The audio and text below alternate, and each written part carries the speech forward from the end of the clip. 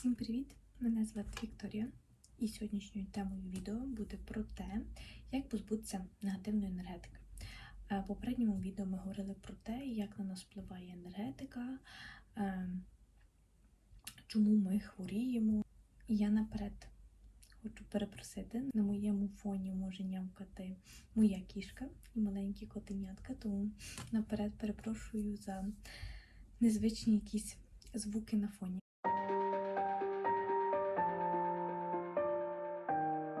Давайте приступимо до того, як позбутися негативної енергетики. В попередньому відео я розказала, що таке негативна енергетика, як вона впливає на людей, і що це таке, як ми обмінюємося позитивною і негативною енергетикою.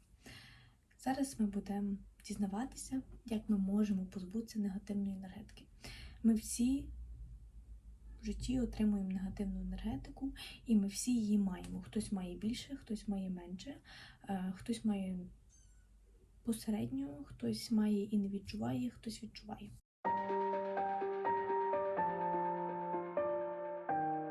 Перший пункт – торкання до рослин. В загальному це є торкання до живої природи.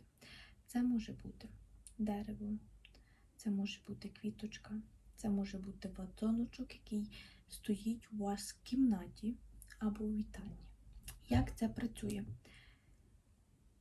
Наперед кажу, що для рослин нормально отримати негативну енергетику. Вони не відчувають цього і вони це якби переробляють.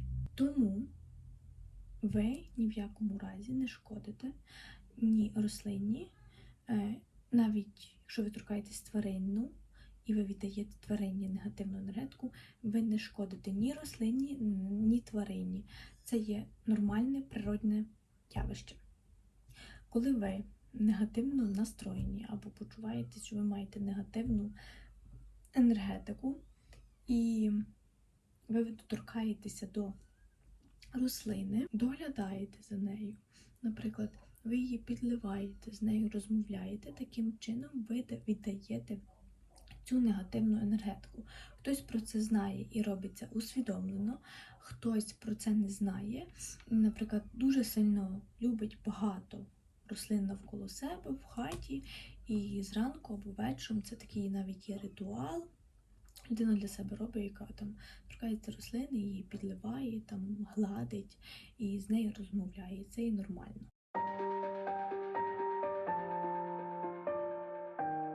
Другий спосіб – це є вода, яка забирає негативну вашу енергетику. Тому рекомендація, коли ви почуваєтеся дуже тривожно, нервово, маєте багато стресу.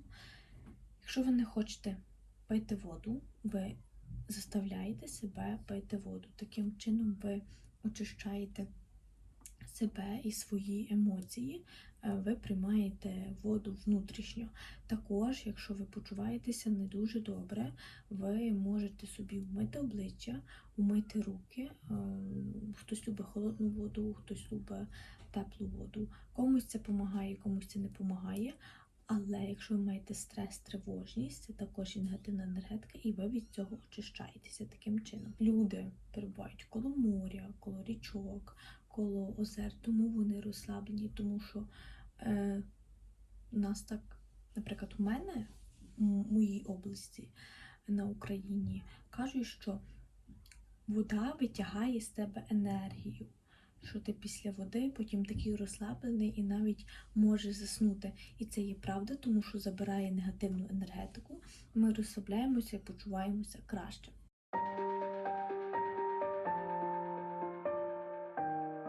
Третій спосіб позбавлення енергетики – це є вогонь. Є люди, які люблять багаття, живе багаття від дров або в камінні. Це є живе, натуральне, природнє багаття, скажімо так.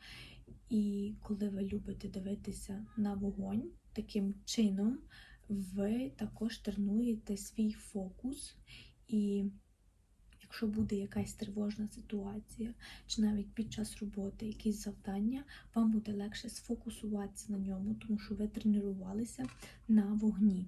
І також вогонь забирає в більшості випадків негативну енергетику і ваші накручені думки, які є у вас в голові.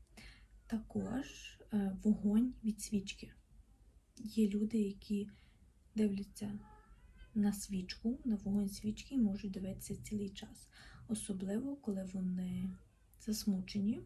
Таким чином вони себе очищають. Четвертий спосіб, не менш важливий, це є прогулянки босоніж. Ви можете зранку виходити в обід, ввечері просто босоніж на траву або на березі моря ходити, а якщо ви маєте річку чи озеро коло річки, можна коло хати, має бути оце єднання з природою. Коли ви маєте єднання з природою, воно забирає у вас негативну енергетику. Ми цього можемо не усвідомлювати, але це правда. Для когось навіть насправді медитува є якби медитація, дивитися на вогонь, ходити босоніж, тому що ти не думаєш, в тебе нема потоку, ти заспокоюєшся, ти дивишся і себе добре відчуваєш.